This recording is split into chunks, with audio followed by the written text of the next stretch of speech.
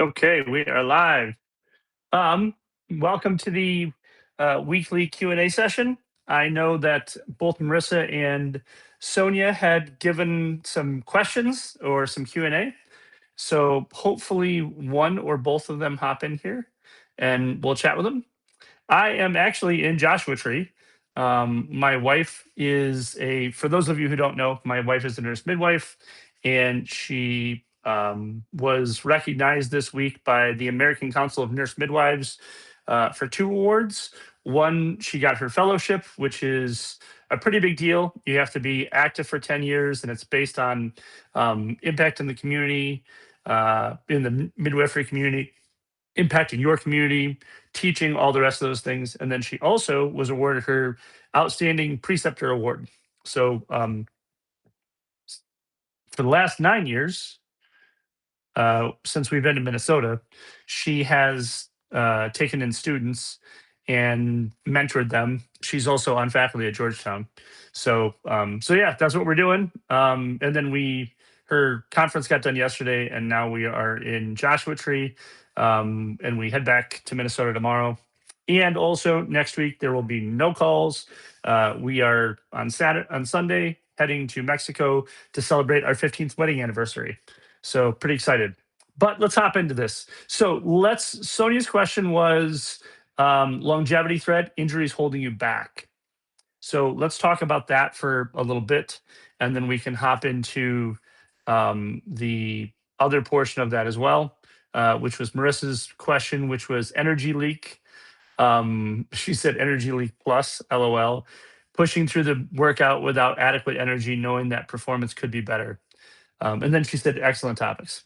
So glad she liked them. So let's dive first into longevity threat. Injuries holding you back. I had this problem for a long time. So here's what would happen to me. I would I would start feeling better, and we'll use my back as an example because that's probably my biggest case study. So I initially injured my back, I think in like 95. I was doing a snatch grip deadlift. For those of you who don't know what a snatch grip deadlift is, it's a wide gripped deadlift.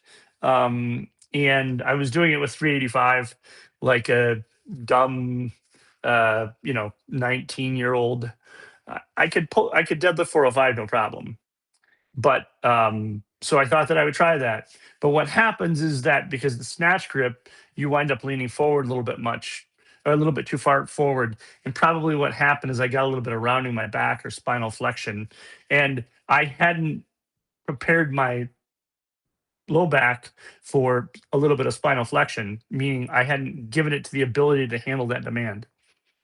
So that was the first time I injured my low back.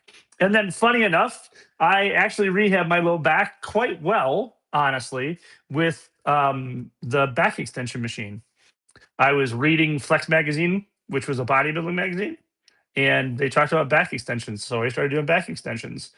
And I did back extensions for, I don't know, probably 6 to 8 weeks, and it felt a lot better. I did have a back injury or again one time when I was squatting, and I don't even think I was really squatting that heavy, but my back popped, and then it took me a little while to recover from that as well. But again, I kind of did it with back extensions. So fast forward to probably about 2003. I had been doing massage for, well, the better part of 3 years at that point in time. And, try as hard as you want. And I was pretty good at body mechanics. So said all of my instructors at the massage school that I went to and people that had watched me. But there's a lot of, again, spinal flexion, when you're working as a massage therapist. So, as I'm working on clients, I might get a little bit of spinal flexion as I'm going through some of the strokes that I was using. Then, right around, so in 2003, I was skateboarding quite a bit. And I was at a skate park, and wasn't really doing anything super exciting. I was just riding up and down the I was riding on the half pipe, going up and kick turning. And what I know now is I was getting into a lot of spinal flexion. So the clue that that left for me was that now, and that I didn't understand, was I needed to get into more spinal flexion and strengthen my spine and spinal flexion, and probably train my spine more in lateral flexion as well. So I battled that for a long time. And it was at points and times where it was just debilitating. Like literally, I wasn't sleeping well. Work was miserable. You know, I couldn't work. Well, I was working on people still doing massage, but it was very painful. There would be times that I would transition from, a technique to a technique, and my back would grab me, and it'd take my breath away.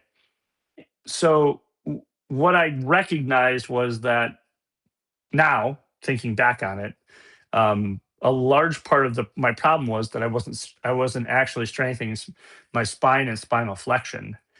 Largely because we were taught that that was terrible. Much like we were taught that when we get our knee past 110 degrees of knee flexion, it's terrible. So the thing that we want to the thing that I know now is that I need to look when I have an injury. I need to look at the place that I'm that's painful, and look at, is it something that I'm training a lot of, or is my body in that position a lot? And then if it is, uh, how strong am I there? Also, am I training the antagonistic movement or the opposite movement?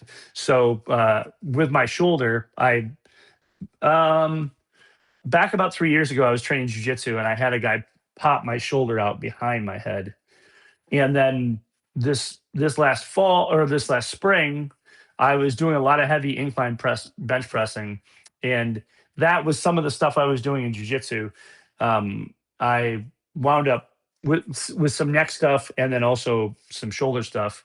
I wound up getting some really painful internal rotation, so much that I couldn't even get into anything above my head.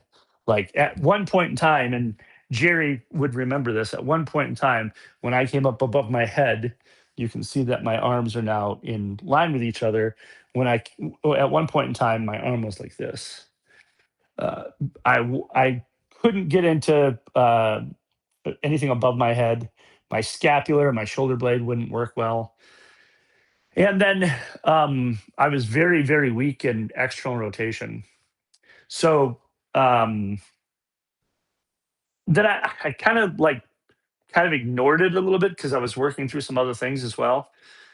Um, so then about 3 weeks ago, I really decided that I want to dive into my left shoulder a little bit more, and started working on stuff. Started working on some scapular retraction stuff. What we want to do is we want to help our whatever body part's injured. We want to start to explore the ranges of motion that we're weak in, really, and then start to strengthen those ranges of motion, and strengthen them in short range motions, like we talked about last week with Sonia, which are smaller motions that that are pretty rehabilitative, um, and they're pretty high rep. And then training them also under longer ranges of motion, where the shoulders or the body parts under a long stretch. So like one of those places would be like a dumbbell pullover on a bench, yeah, or like uh, flies with my elbow straight. So I'm really getting uh, a lot of stretch and load on the tissue. I'm not going to be very strong there in the beginning because there's a lot of tissue involved, and also the joint is in theory in risk. But what we want to do is we want to strengthen in those ranges of motion. In my case with my low back, to circle back around to that, getting stronger in spinal flexion was super important. And I was actually just talking to someone on Instagram the other day, a guy that I went to high school with, and he was told that he shouldn't press above his head because he had a shoulder dislocation. And if he goes to press above his head, then his shoulder pops. Well, part of what that really is that he has too much internal rotation on the shoulder. And so when he goes to go above his head, uh, the shoulder joint is too much. So if this is his shoulder, the ball in the socket, the shoulder is internally rotated too much here. So what happens when he goes to go above the head, it forces the shoulder back into place, and he kind of gets that pop. So for him, what he really needs to do is to work through external rotation more, or that would be a good place to start. That's where I would start him at. And then also starting to play around with some pressing motions that are light, but also favor some external rotation in his shoulders, and also strengthen his neck up some. So those are some of the strategies that I would use with him. But here's the thing that I want you all to think about with this: your injuries that you have, they're really clues. They're really a roadmap to a better future. Because when you can overcome that injury, and you overcome it, and you actually really overcome it, meaning that it no longer is a problem. Your injury isn't truly healed or solved until it's no longer a problem. Like my knee on my right meniscus is no longer a problem because I can put it under massive amounts of stress and load, and I don't have any problems with it.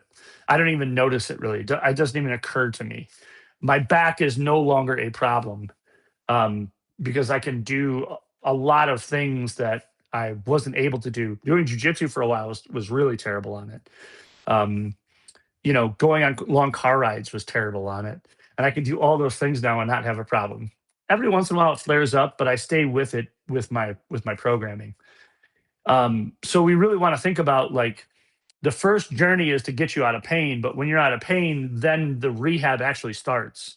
And what I mean by that is when you're out of pain, that means that the brain believes that the joint or the area is safe. And now what we need to do is we need to start to progressively load it so it builds endurance and then later on strength. And that's the thing that really kind of makes us more resilient. So when we look at those injuries holding us back, what I like to do is I like to think of them as, oh man, those are clues. Those are clues that my body's telling me that I could get better. And then how do I do that? And so that's what we do in the collective. So that, in our paid membership in the rebuild project, the collective is that thing, and that's what we do there. That's how we help people turn around, and that transformation that you kind of see sprinkled through a lot of the stuff. We do that in the collective, so that we're looking at taking that injury as our starting point, and then turning it around, and then progressively loading the rest of the body so that your body becomes resilient so that you can kick Father Time's ass. So those are the ways that I kind of think about injuries, and how to overcome them, and then later on down the road how to prevent them. Let's talk about that just for a second as well. When you have, let's say you've worked on something and you feel like you've gotten it up to a reasonable amount of strength and a reasonable amount of endurance, but every once in a while something comes up. As you start to increase your activity, as you start to push your body farther, your body's going to tell you, hey, you still need to get better, right? Because when we're pushing our bodies, we're continuously running that red line. And when we do it enough times, I like to talk about it as your gas tank. When you're injured, you either, hopefully you have a full tank at some point in time, but sometimes you don't. Sometimes there's no gas in the tank, and the car doesn't run. But I like to think about it as like it's either full or it's empty when you have an injury that's holding you back, that's chronic.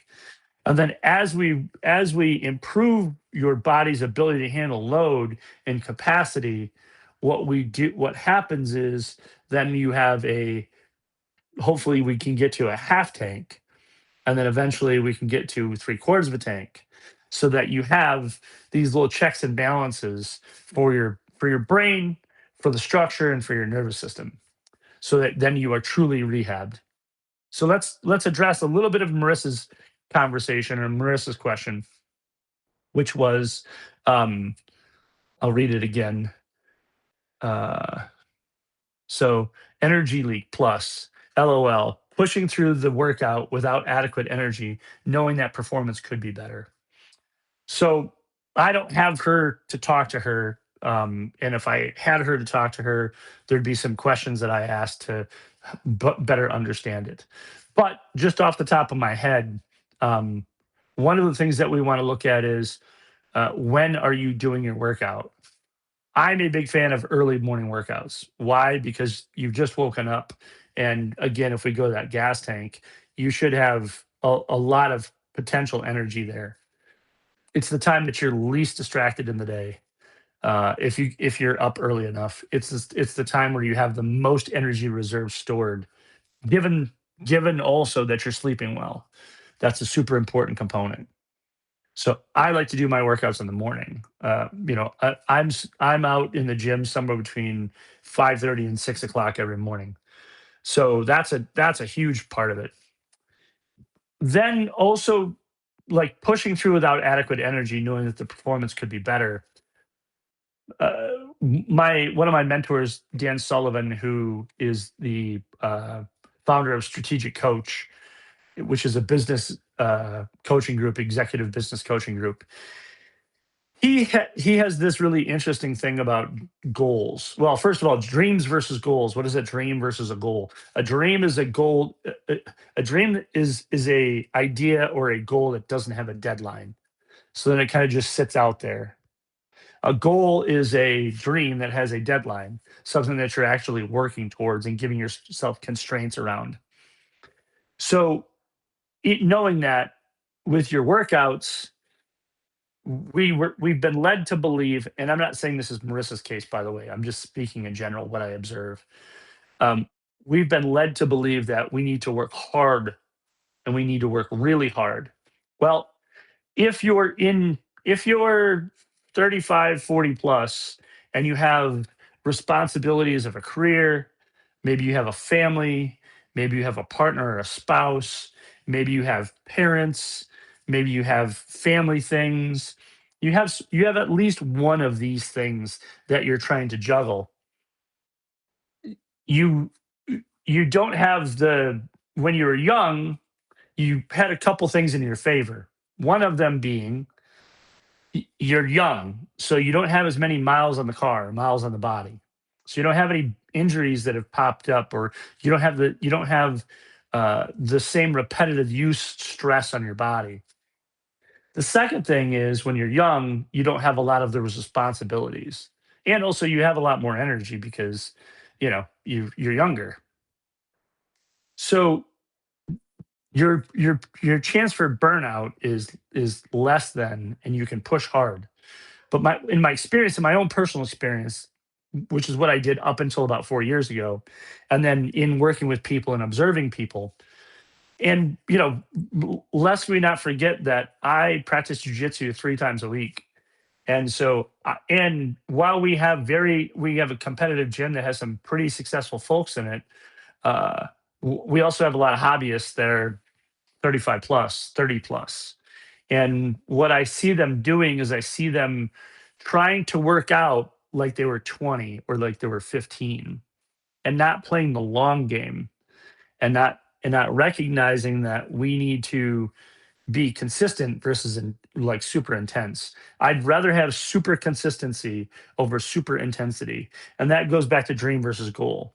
Like right now, Jerry is working on uh, running his first 5K because ultimately he wants to run a marathon. And so, but he's never run before. And Jerry's in his late 30s. He's never done any of this before. Uh, he was pretty sedentary previously. Now, what we're doing is we've put together a sensible program for him. I told him, like, we need to get you to couch to a couple 5Ks, and then from 5Ks to 10Ks, and then from 10Ks to a half, and then from a half marathon to a full marathon. And told him, I'm like, that's going to take us somewhere between 18 and 36 months from idea to I run my first marathon. Now, if everything goes perfect, he runs it in 18 months. But life happens and things get in the way. Injuries pop up, which is that ability versus demand. And if he decides that he's just going to go, and I know people have done this, by the way. I know people that have went, oh, I've never run a marathon before. I want to run a half marathon in 12 weeks, and then wind up blowing themselves up. They wind up, having the worst experience of their life because they haven't taken the stair step progressions to doing the thing, ability versus demand. So one of the first questions that I would ask Marissa is, um, what's your intensity like? What's your goal also? And then could we build a strategy around your goal that brings us with lots of consistency so that we're able to each week get a little better? I'd rather get, you know, it's cliche now because everybody says it, but like Goggins, thing. I'd rather get 1% better every week than try and get 50% better every week. Now, in the beginning of anything that you do, it's going to be really easy for the first 18 months to a year, 18 months to 2 years, 18 months to 3 years, really. It's easy for you to hit a lot of goals because you haven't actually hit your potential yet. So what happens oftentimes is we start to chase those things like oh man, I can PR every week, but that's not sustainable. So the thing that we want to think about is we want to think about how am I able to uh, build a program that is consistent and helps me make little improvements each week, but also is looking out for kind of back to Sonia's question as well. What happens when an injury pops up, or maybe I've gotten so my my workout is intense enough that